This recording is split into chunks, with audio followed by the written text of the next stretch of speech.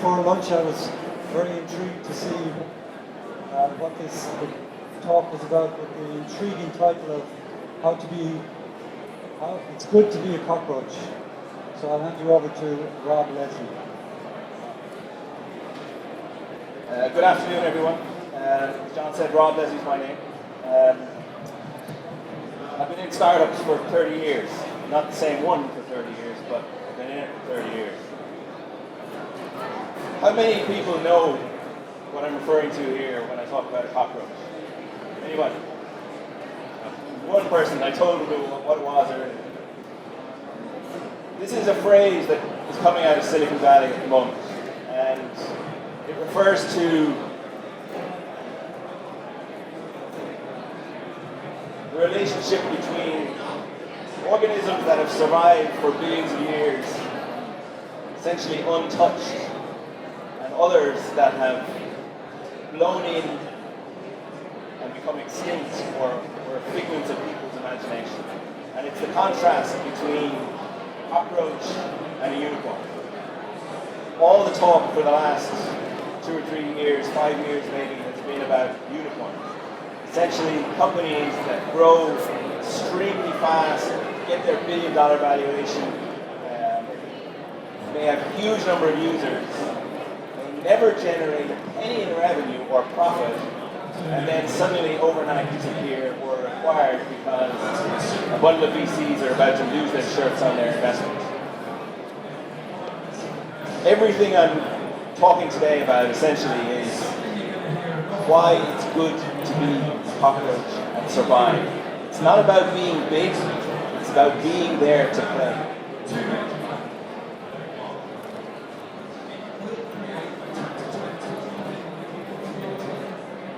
As a startup, we all go through this phase where you've got a wonderful idea. Some ideas are better than others, but essentially what we're doing is competing in a space against incumbents. And those incumbents have an awful lot to lose because you're going to try and eat their lunch. I operate in the fintech space, which is now morphed into the regtech space, but essentially it is providing services for financial institutions and other regulated industries that have got to do certain things. There is a point in our existence where we didn't matter. We were so small, we weren't even noticed. We were a flea on the arse of an elephant.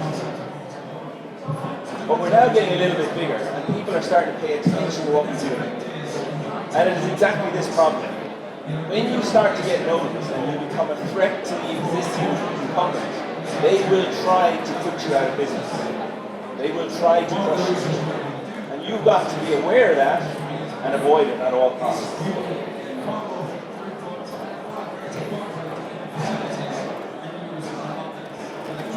I've probably had, over the last 30 years, participated in maybe 5 or 6 startups. The first one failed. And luckily it wasn't my money that it failed with. It was a Japanese company that I worked for. And some of the things that we did, I learned from. We spent a lot of money very fast, and that was a mistake. We weren't clear on where we wanted to go. We weren't clear on how we were going to get where we wanted to go. And we didn't assess, based on the marketplace, whether it was the right time to do what we needed to do. And one of the things that I would say to all of the startups who are here is timing plays an awfully big part in what you do. And in many cases, you can't control that. It's something that you've just got to be aware of and be there when the time is right.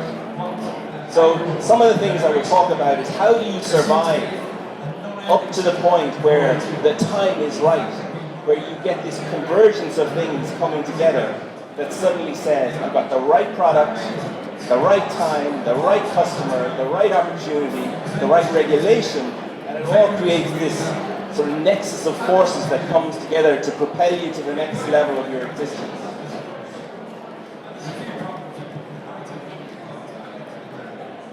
Money.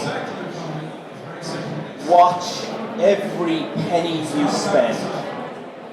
You want to make that money last as long as you possibly can. because you don't know when that nexus of forces is going to come together that's going to allow you to accelerate. So every startup that I've been involved in, and I haven't failed since the first one, where we didn't pay attention to the money, this is top of my list. Wash it like a hawk. Now, some of it you can control, some of it you can't. But be cognizant of how you spend. Don't blow it on furniture. Don't lag a free office desk from somebody somewhere. You'll get it. Friends will help. I haven't ever paid for office space for the first 3 years of every startup I've done. How? I've entered competitions and the prize was free office space in a central location, in London, in Dublin, in Tokyo, wherever I needed it to be for a period of time. So one of the things I will talk about is entering competitions. They're a great way to validate your product. They're a great way to get exposure. They're a great way for people to tell you you're talking rubbish, right? And if they do that, you know you're barking up the wrong tree. You've got to change and you've got to adapt somehow. It's free, it costs nothing. That's, again, coming back to the first point, how do I save money? Still, I'm able to validate my product with real customers. The good thing is, if you win, you now have exposure in front of a potential customer and someone who's going to give you real feedback as to what they need in a product like yours. So it's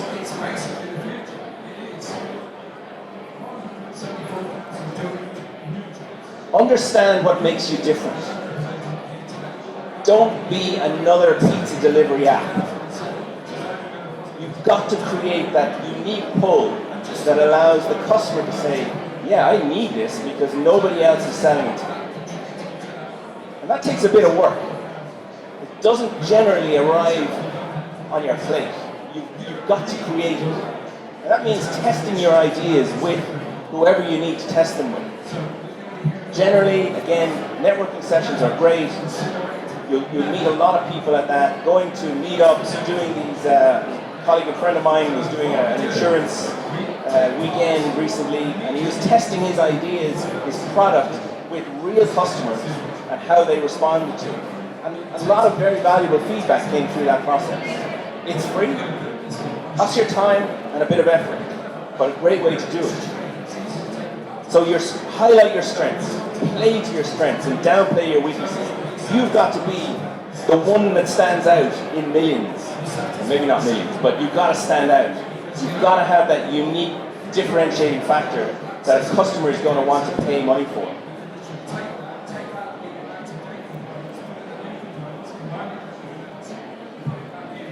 This is true in every startup I've been involved in. We've never got it right first time. Ever. So I expect that we will not get it right first time. We have to work at it numerous times. Try it. Test it. Try it again. Test it. Get feedback. Try it again. Test it. And we probably go through maybe 3, 5, 6 iterations of something before we finally realize actually what we need is over here. Where we started was way over here. If you feel it's not going right, don't be afraid to change course. It's not a sign of weakness to say you got it wrong. It's a sign of weakness to keep going when you know it's wrong.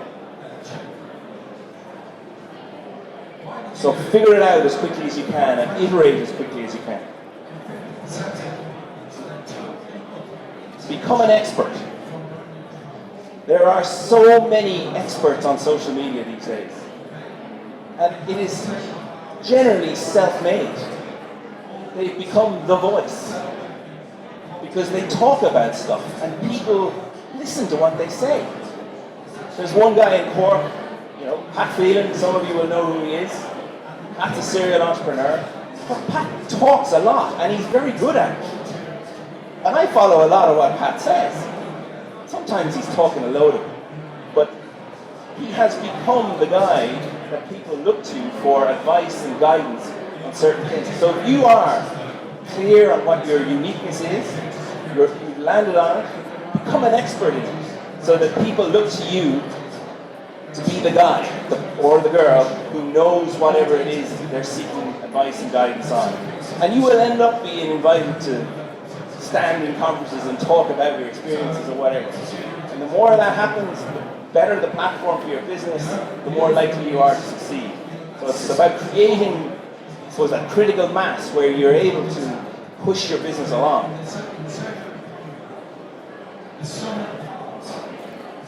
Do whatever it takes. Don't kill yourself. It's not worth it. Your health is paramount. You've got to look after it. Right? I eat too much, I drink too much, I work too much. I was told this week, stop all the drinking, sleep better, take more exercise. Luckily I don't smoke, or I would have been told to stop smoking as well. But you've got to look after your health. Right? It's not worth killing yourself over it.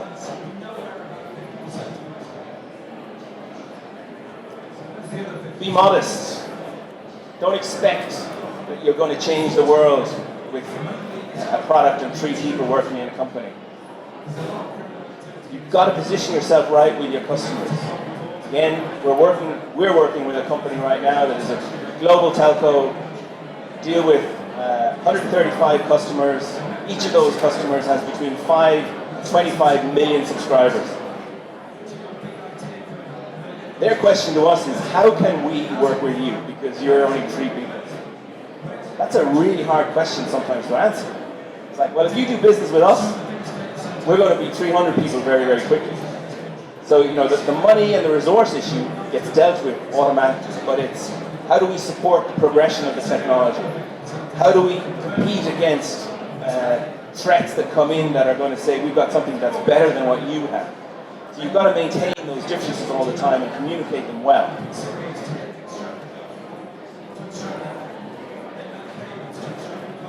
I hate this phrase, fail fast. Hate it with a passion. That's a VC phrase. It is not an entrepreneur's phrase. Do not fail fast. In fact, do not fail. And that means you must persist, because you will not get it right first time, or the second time, or the third time. Maybe by the 6th iteration you'll have figured it out. So stick at it. Persist, persist, persist. I saw this on the wall of a VC's office recently, and I said, this is unusual for a VC to be saying this. Normally what they're looking to do is get a quick turn, make their money, get out, move on to the next one. This is a company that's got a different outlook. And they did have a different outlook, which was refreshingly good.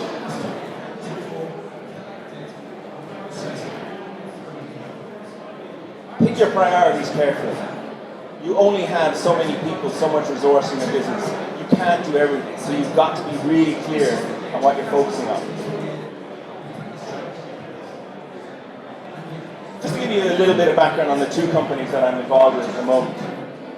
Picker used to be a company called Global Business Register. It's a very boring business. What we do is we connect all the business registers, like the company's registration office, together into a single network, and we provide that to banks so that they can automate their know your customer processes. So bringing your passport and your utility bill into the bank, we're trying to automate that process so that it isn't a very time-consuming pain in the ass that we all have to do. We nearly went bust. Only put up twice there, but it actually is more times than that. The message I'm trying to get through here is, at the end of next month, early July, we're going to do an IPO on the ASX in Sydney. So, through persistence and sheer doggedness, we managed to survive for 9 years. And if you do get through that hump, and you do have the right timing, and timing, again, I come back to, is so important. Regulation is working in our favor, and it's driving our growth in our business at the moment. It took 8 years for us to become profitable, but that's the nature of what we do. So don't lose faith. The second one is a company called Ceviche. First one is all about corporates. This is about people. So identifying people in a secure way so that you can authenticate yourself, prove who you are without exposing any of your identity information. We won a lot of awards, so it's a completely different path to the first one, yet extremely lucrative. Raised no money, completely bootstrapped to date, very, very rigid control on how we spend money, testing what we do by winning awards and getting ourselves in front of large enterprises. So this is a big enterprise sale. And a big enterprise for a startup can take 18 to 24 months for you to close a sale, because it's all about the relationship. So just two contrasting ideas. One very boring, this is quite sexy, but it wins a lot of awards, but we still have to generate revenue. It's pre-revenue at this moment in time, but really, really strong technology. So the message out of all of this is about survival. You must survive. You've got to stay in the game. Game over if you're out of business and extinct or dead. So it's good to be a cockroach. And I'm proud to be a cockroach. Thank you.